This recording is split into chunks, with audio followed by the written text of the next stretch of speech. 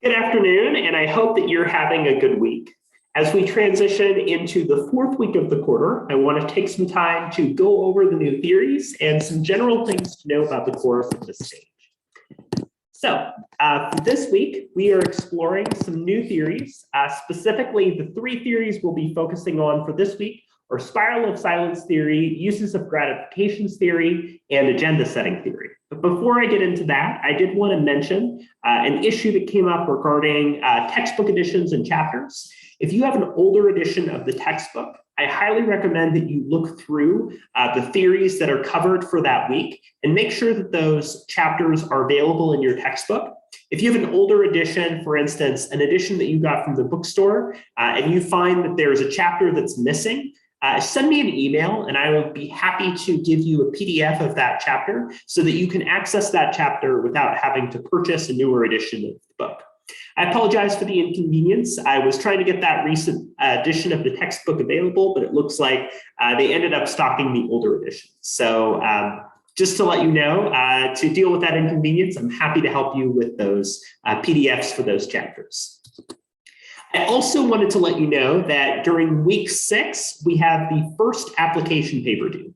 So this paper has its rubric and guideline that are available on Canvas, where I'm asking you to choose a piece of communication, such as an episode of a TV show, a film, something like a speech, a song, an advertisement, a real life example, similar to the examples that have been provided in the weekly videos. And what I'm asking you to do is to use that theory to explain the artifact. Again, you can think about the weekly video examples as cases in which an artifact has been analyzed using a theory. If you find yourself trying to come up with ideas or you need additional support in picking an artifact to choose, please let me know, and I'm happy to brainstorm ideas with you. Additionally, as a reminder, the annotated bibliography was due yesterday. If you have not been able to complete that, please try to get that in as soon as possible. And with that being said, let's get into this week's set of theories. So our first theory is spiral of silence theory.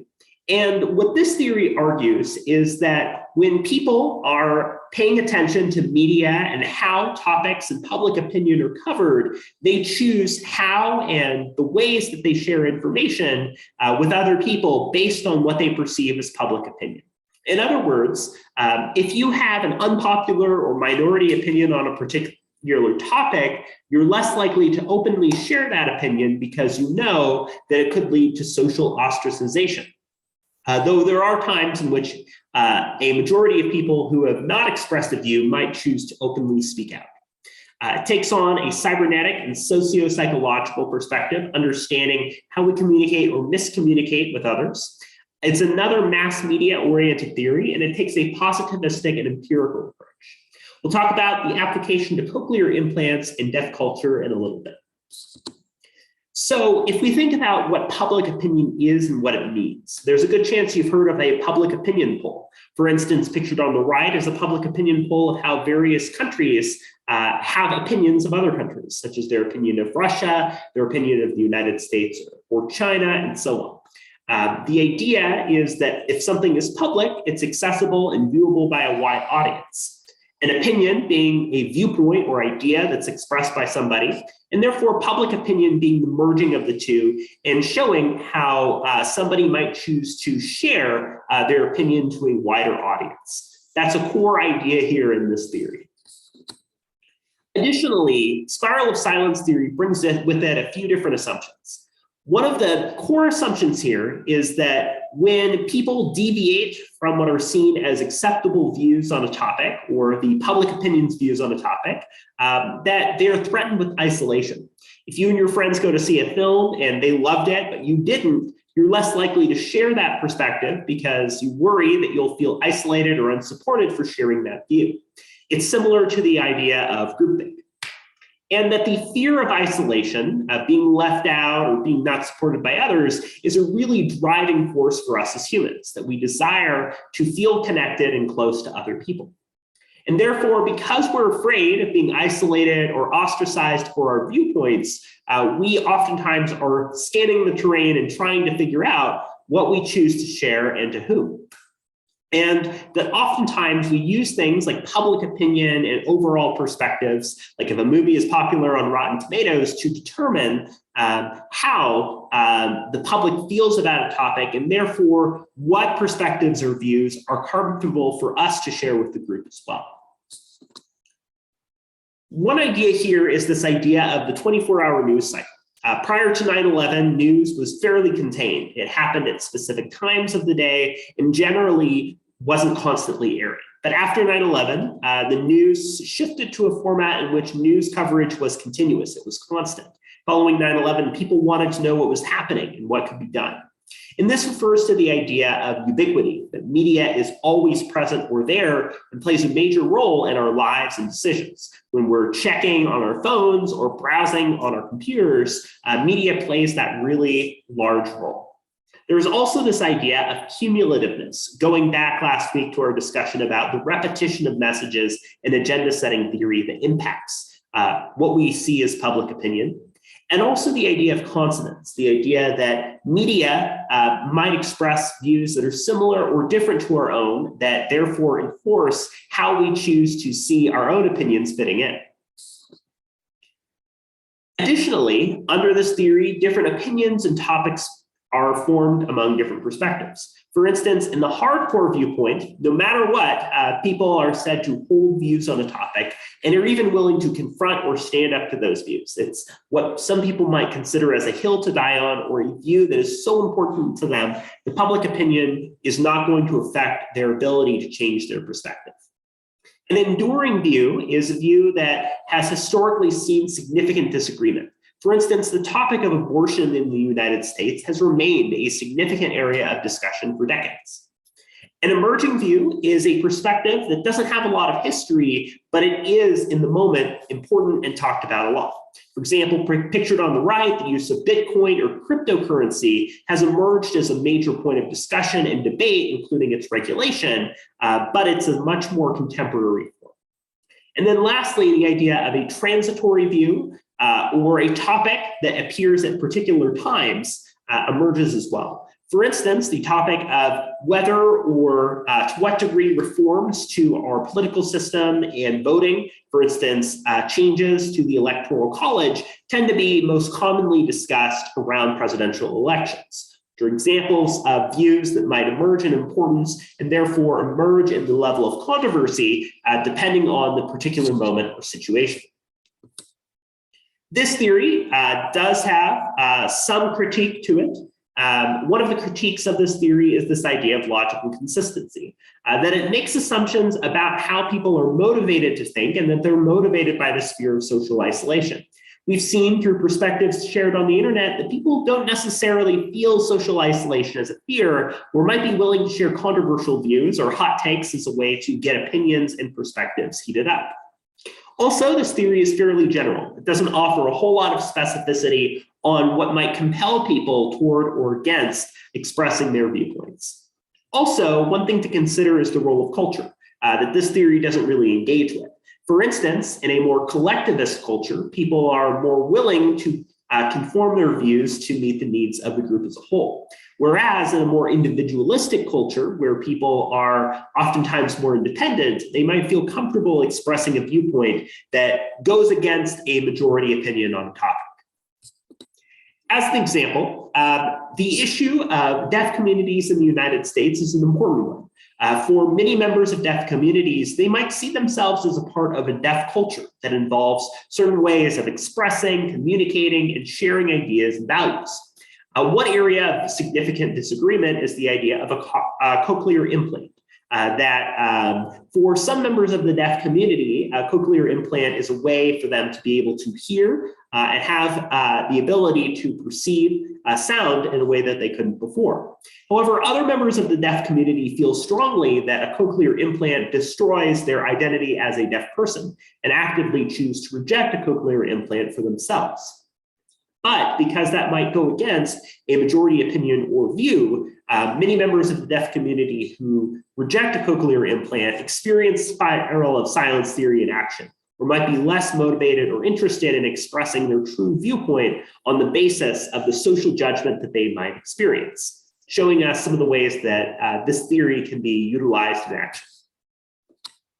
Secondarily, let's talk about uses and gratification, right? So this theory suggests that rather than media serving us or really providing us with the agenda or issues to think about, that instead of that, we have a lot of power and control over media, that we have needs for ourselves as human beings, and media is slotted in to fit those needs. What do people do with media? And why do people choose media such as film or television for those needs?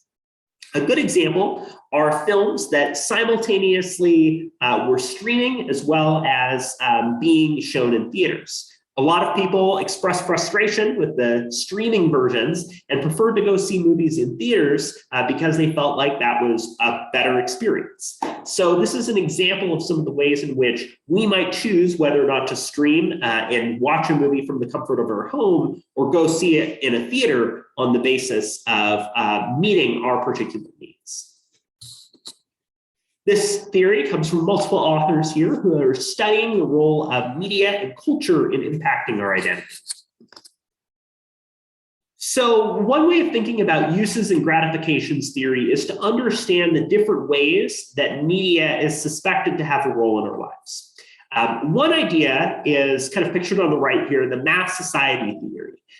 We saw this a little bit with agenda setting theory, but the idea that media has so much control and power over our lives, that media is able to influence and get us to think about topics or to engage in issues in a very specific way. But the contrast to that is what's known as the limited effects model. And under the limited effects model, it's suggested that media does not have a whole lot of control over our lives, rather that we have power and control over media itself. And in this way, uses and gratifications theory suggests that our choices on how we choose to engage with media are based on our own interests and expertise. So using this theory, there's a few different assumptions here. You can think about the streaming wars and the prevalence of so many different ways to access material online. If you're subscribed to streaming services, typically you have so many options to choose from, which is UNG in action. And under this theory, we're active as an audience and goal-oriented, that we're trying to receive media that fulfills our needs. Let's go see a silly rom-com would be an example of uses and gratifications theory. And that the idea of getting that need fulfilled is up to us to make. Media compete with other sources, again, such as streaming wars for satisfaction. We know what we want and we have motives and what we hope to achieve, such as watching a silly movie after work. And we make judgments of content ourselves as an audience. As an example, there's a kind of mathematical formula that we use where we have the expectation of the reward, what we hope to get out of that, and then it's divided by the amount of effort that's required. For example, if we pull up Netflix and we know there's an easy movie that we can watch with no trouble, we'll oftentimes watch that because it's a lot of reward but little effort. And so with so many options available, we're less compelled to seek out media that takes a lot of work to do. In terms of our own needs being fulfilled, one of our core needs is cognitive. We oftentimes, if we're checking the news or current events, will seek out media that fulfills our quest or thirst for knowledge on a particular issue or topic. We might see an affective need fulfilled, where there's an emotional component or some type of social need that we're trying to get fulfilled. A personal need is tied to our credibility to help us feel like we're being understood, such as using social media to share a photo of our travels. A social need is about connecting with other people, finding, for instance, a messaging app to get in touch with people, or to release tension, like watching or reading a fantasy book that gets into a discussion about another world and culture to get us away from our daily lives. In this way, our needs that we have come on from social situations, that we feel pressure and want to address that pressure through easement, that we use media to fulfill needs, whether it's getting information where we're really uncertain about current events, or whether it's trying to unwind for the day, we have our experiences that shape what media we would like in our lives. That is, we are actively making choices about media, both in terms of the utility, what we see as the worthwhile choices of what to watch or do, intentionality, making active choices on media that we incorporate into our lives, the options that we select from, and the idea that we make these decisions independently, that as much as media might advertise to us, we are ultimately making our own choices on how media is being incorporated in our lives. There is some critique of this theory. Again, like the previous theory, spiral of silence, uses and gratification is a very broad theory, and therefore the terms and ideas might not necessarily connect together in specific examples. Media is not necessarily functional. It can't completely fill some of the needs that we have. For instance, our need for food and water is not, at least currently, being fulfilled by media.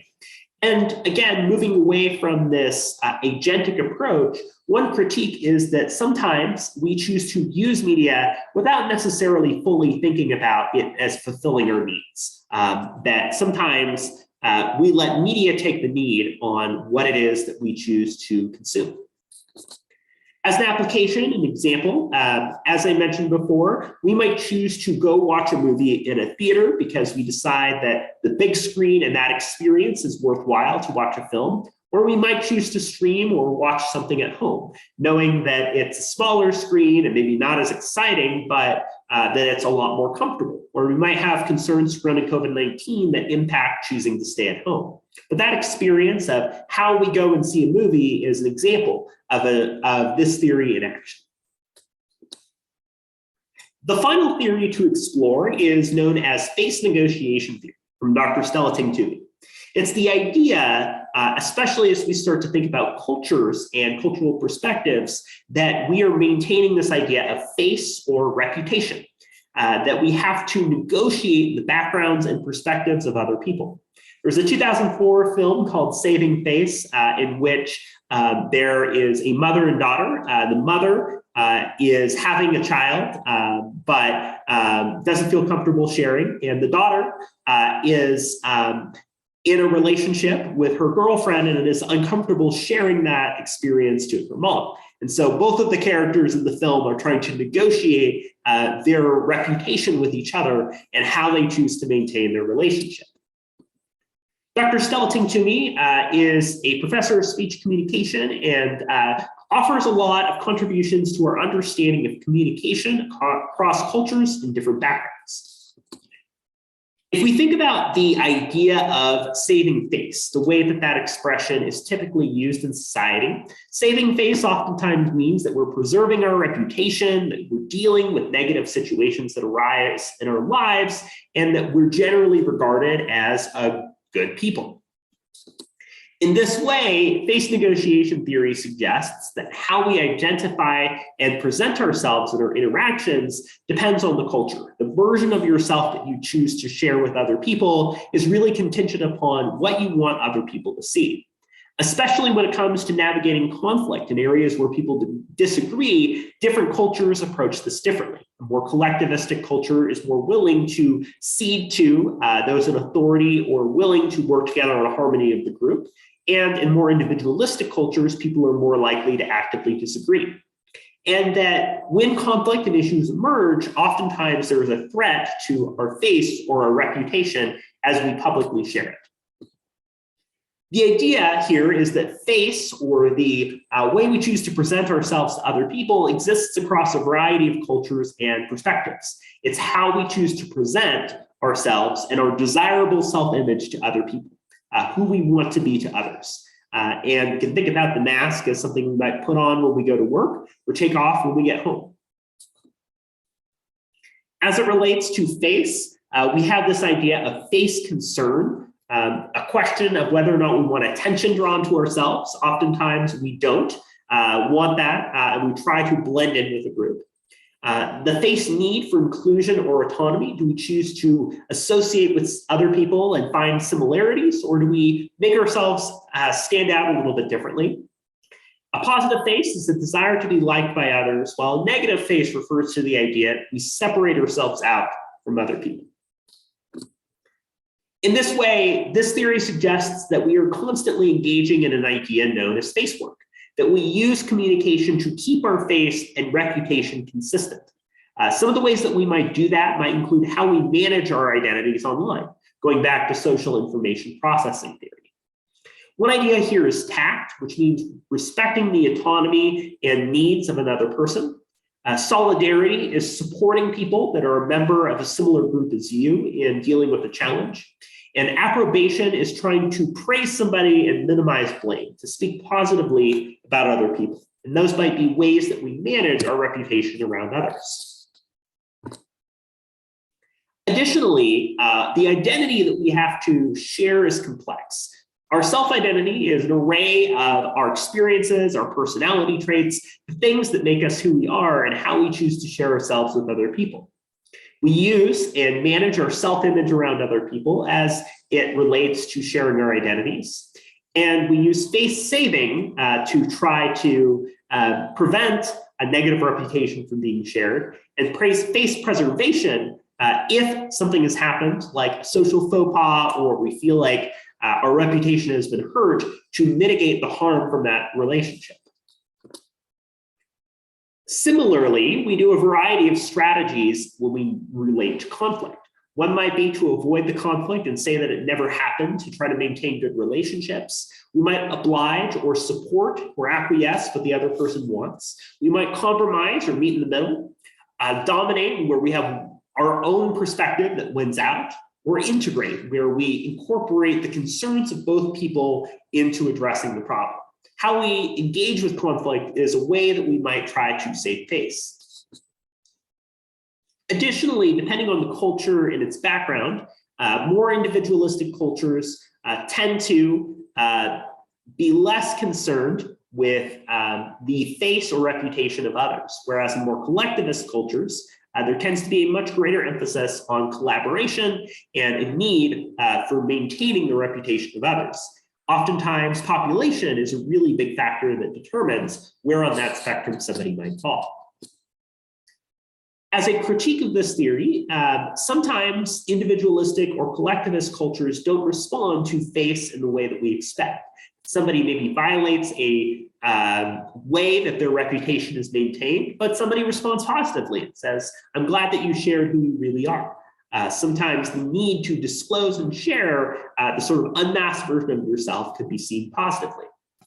Also, there might be other measures that are related to how we manage our reputation or face related to other people. For instance, depending on our jobs, we might have multiple reputations or ways that we present ourselves depending on the situation. And how we choose to save face or mitigate harm if there's been an encroachment is not always easy to measure, and that can be difficult for this theory. As mentioned, the film Saving Face is a good example here of how the characters in the film are trying to negotiate the reputation between the mother and the daughter, especially as it relates to choosing to share information about their personal lives and feeling a fear of judgment from the other person that leads to them choosing to present a different version of themselves. Again, dealing with that question, how does one save face or manage their reputation in online relationships? So to wrap up for this week, the three theories that we've talked about are first, spiral of silence theory, the idea that we're oftentimes pushed to conform or acquiesce to the perspectives of others on certain topics. Uses and gratifications theory that emphasizes our desire to seek out media in an agentic way to fulfill our own social needs. And lastly, face negotiation theory that suggests that we manage our reputation or face around other people. For next week, we'll be focusing on three more theories: communication privacy management theory, groupthink, and organizational culture theory, shifting to think about culture and small group interactions. Have a great week. Make sure to complete this week's quiz and activity, and I will return next week to talk about the next set of theories. Have a good one.